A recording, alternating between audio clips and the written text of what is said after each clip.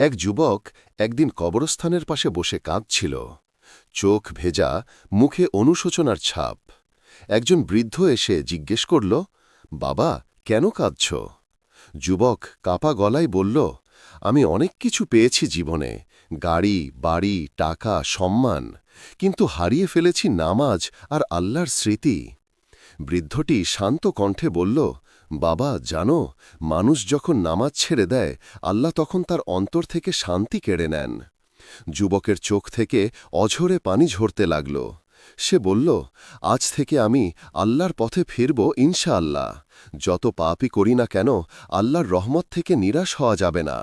তাই আজ এখানে দাঁড়িয়ে প্রতিজ্ঞা করলাম, জীবনে যতদিন বাঁচব আর নামাজ ছেড়ে দেব না। ইয়া আল্লাহ, আমার এই প্রতিজ্ঞা মৃত্যু পর্যন্ত স্মরণ করিয়ে রেখো।